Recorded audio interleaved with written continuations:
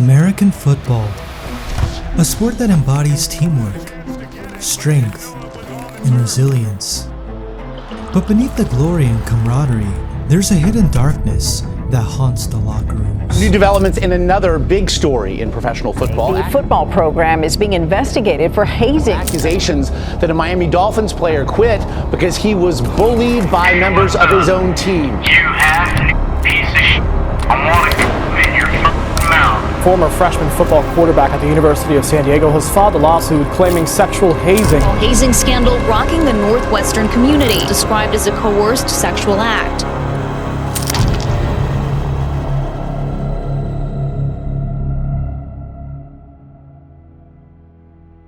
Entering the NFL is a dream come true for budding American football players. But beneath the glamour, there is a much darker reality. Fresh out of college and still with much to learn, these young athletes find themselves in a high-intensity environment where they are pressured to prove their worth to seasoned veterans. Aside from the immense pressure they are under to succeed as an NFL star on the field, their quest for acceptance will also require a conference off the field. This can often come in the form of hazing, which can so easily flip from banter to bullying in a heartbeat.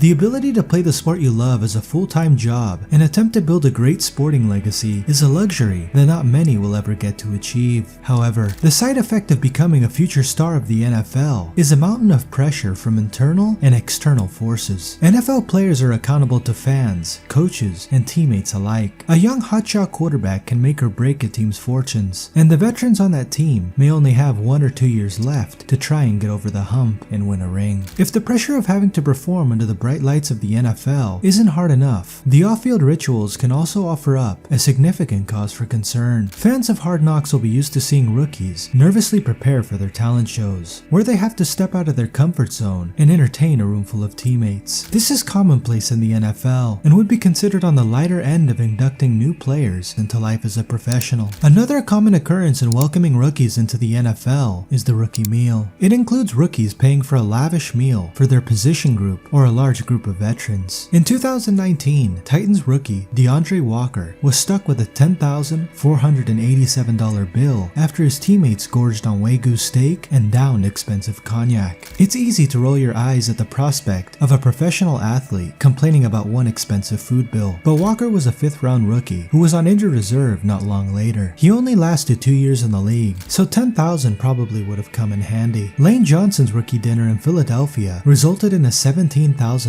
tab, whereas Des Bryant in Dallas was asked to pay $55,000 for his teammates' dining choices. Former NFL wide receiver Torrey Smith spoke out in an interview a couple of years ago to say that he disagreed with this method of hazing, stating that it sets a precedent for a lavish lifestyle that players shouldn't be leading. He points out that rookies are financially illiterate and that these dinners are a bad way to get the ball rolling on their lives with their new salaries. The Saints are filling the headlines after a controversial hazing incident that nearly blinded one of their players. Punched, kicked, and L broke his hand, laddered Cleveland's eye socket.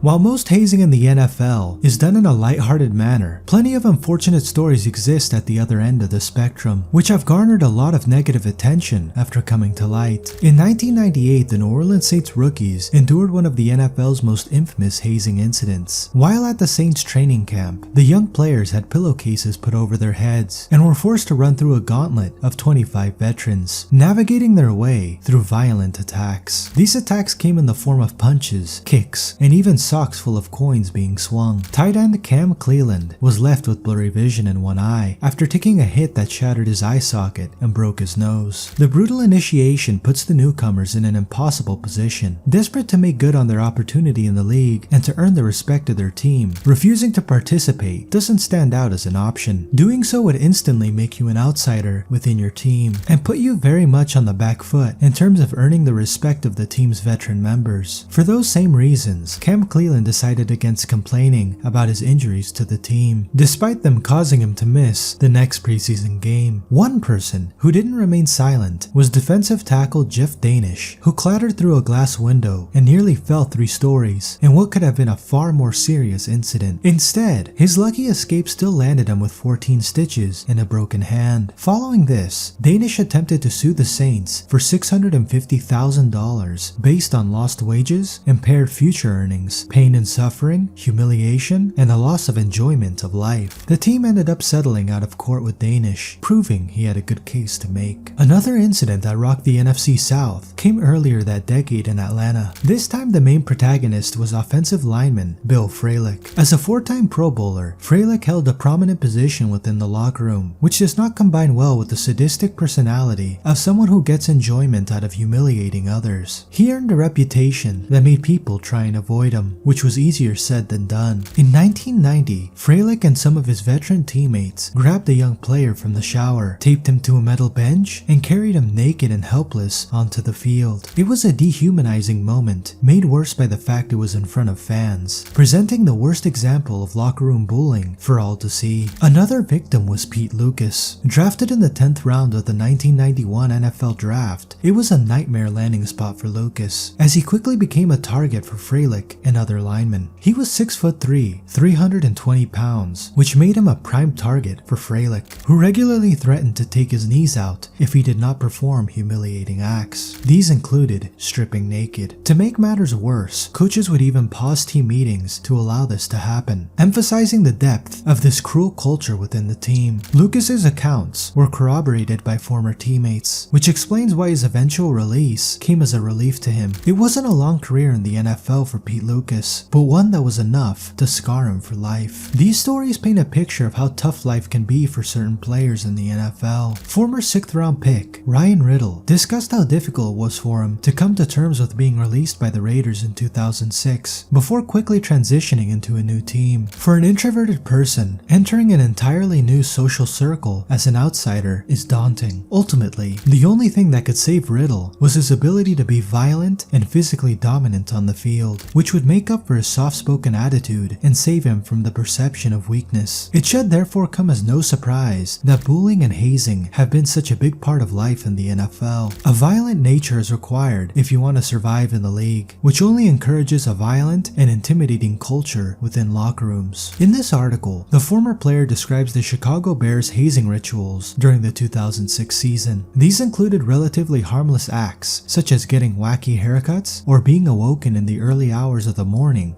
to run laps. It's all pretty harmless stuff, so long as you play along. One player who decided he didn't fancy it learned the hard way that you do what you're told as a rookie. Not happy with his disobedience, older players grabbed the rookie and bound him in plastic. He was then carried and thrown into an ice bath, flailing around helplessly as he was unable to break his limbs free and remove himself from the icy water. The same player also discussed how players would be wrapped and tied upside down to the goalposts on their birthdays before being dunked by their teammates in the ice bath. It was a ritual that could so easily spiral out of control and appeared to encourage a mob mentality from those instigating the hazing. For many, it is just a laugh and part of being on a sports team. Not everyone has the same threshold for what is fun and what would be considered bullying. This is where hazing can become particularly dangerous.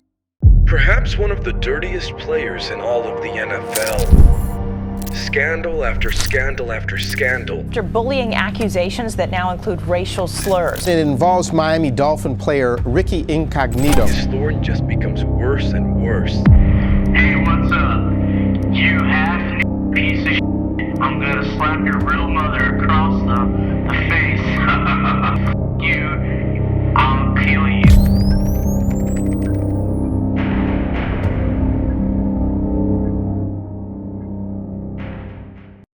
It isn't just rookies who have been on the receiving end of bad treatment in the NFL. The most famous incident to rock the NFL landscape came in 2013, when offensive lineman Jonathan Martin left the Miami Dolphins as a result of being on the receiving end of sustained harassment from members of the team. It was a shock move for a player in their second year, with their whole career ahead of them, quickly becoming major news in NFL circles. There was a lot of ambiguity during the early stages of the story being released, but it didn't take long for the puzzle pieces to fall into place. After watching their second-year offensive lineman walk out the door and complain about harassment, the Miami Dolphins organization suspended another offensive lineman, Richie Incognito, on the grounds of behavior that was detrimental to the team. Not pleased with the decision, Incognito took to Twitter to voice his frustration and demand that his name be cleared. He did not get his wish. Instead, an NFL investigation found that Incognito subjected Jonathan Martin to a pattern of harassment, including racial slurs and sexual taunts about his mother and sister. The 144-page report was damning for Incognito, painting him as the main antagonist. He wasn't alone though, with fellow offensive linemen John Jerry and Mike Pouncey also being found to have harassed Martin, another offensive lineman and an assistant trainer. This truly was a case that shed light on the darker side of life in the NFL and the toxic culture that can arise within a locker room. The consistent harassment led to significant mental health issues for Jonathan Martin, resulting in him contemplating suicide and checking himself into a South Florida hospital to be treated for emotional distress. The most significant examples came from voicemails left by Incognito on Martin's phone, one of which included racial slurs and many violent threats to both Martin and his mother. There were texts that followed a similar theme as well, making the decision to suspend Incognito pretty easy. Alongside the verbal torment and racial abuse, Incognito also forced Martin to contribute $15,000 towards a trip for Miami players that Martin did not even attend. It was relentless harassment and bullying of the second-year player, and it is no surprise that it took such an emotional toll on Martin. His decision to leave the team suddenly made sense, with the 144-page report vindicating him in every possible way. In the same way that Bill Fralick was allowed to foster a sadistic culture of cruelty in Atlanta in the early 1990s, Richie Incognito was able to do the same in Miami in the early 2010s. The abuse of Jonathan Martin is what grabbed the headlines and triggered the investigation, but the report that followed told a story of much deeper bullying issues. For example, an assistant trainer of Asian descent was subjected to racial taunts and jokes involving props related to the Pearl Harbor attack. Furthermore, in addition to Incognito, Jerry, and Pouncey being named as guilty parties, offensive line coach Jim Turner was also caught up in the scandal. The report references another victim in Player A, who was subjected to abuse and bullying as a result of a theory that he was gay. Aware of this ongoing sense of amusement for the older players, Turner did not stand up for his victimized player, but instead joined in on the joke. According to the report, around Christmas 2012, Coach Turner gave the offensive linemen gift bags that included a variety of stocking stuffers. The gifts included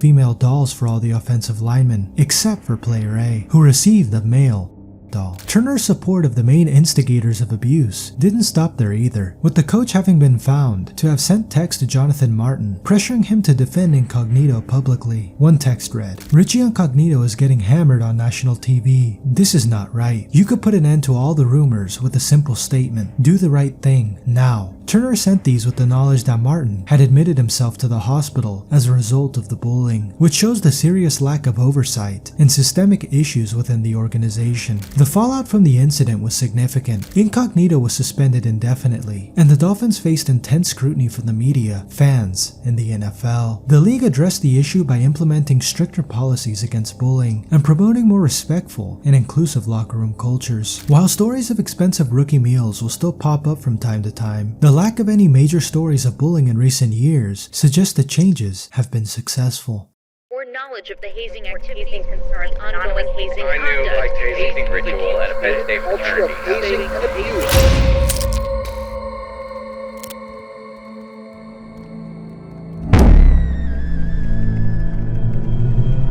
In Northwestern University, Prosecutors released We were stunning all victims, but the culture was so strong that we felt we had to go with it.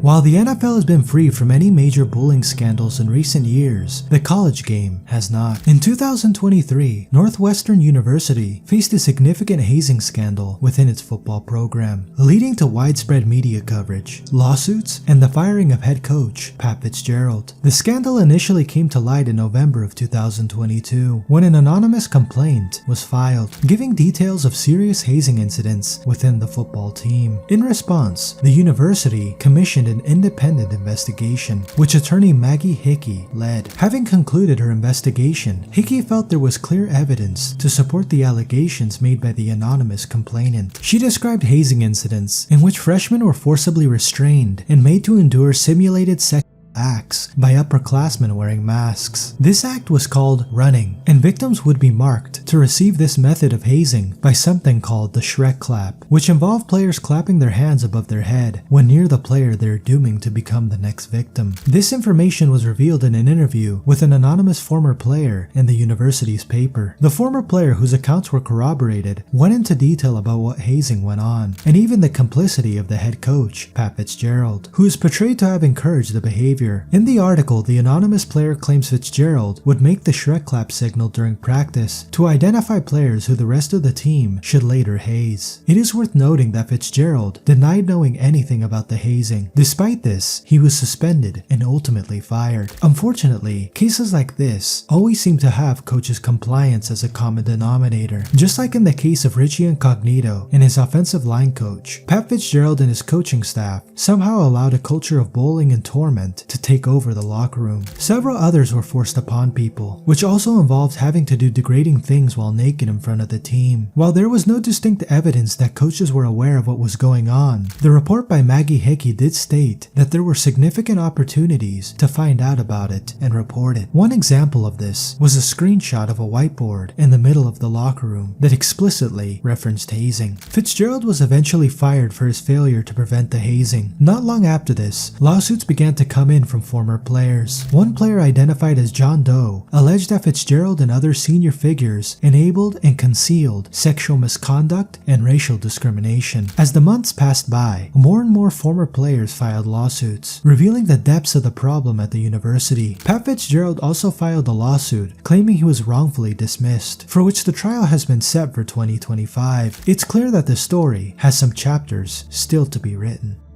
One story, wrapped up many years ago, was the incredible story of Bart Starr, an NFL legend who led the Green Bay Packers to 2 Super Bowl victories. His footballing journey properly got underway at Alabama. Unfortunately, Starr's college career was impacted greatly by a back injury caused by a punting incident, or so everyone thought. It was later revealed by Starr's wife Cherry that the injury came about as a result of a severe hazing incident during his initiation. Back then, players were initiated into Alabama's A Club, an organization for varsity lettermen, by being beaten by paddles that had holes drilled in them. Starr was beaten until his back looked like a piece of raw meat. The injuries were so bad that Starr missed most of his junior and senior seasons and continued to suffer from lingering back issues throughout his storied professional career. His teammate, Nick Germanos, confirmed the severe nature of the hazing, describing it as worse than what he endured during his 3-year stint in the Marines. Despite this, Starr went on to enjoy a long career with the Green Bay Packers, in which he won 2 Super Bowls and 5 NFL championships. He is now recognized in the Pro Football Hall of Fame, a testament to his strength and resilience after getting off to the worst possible start during college.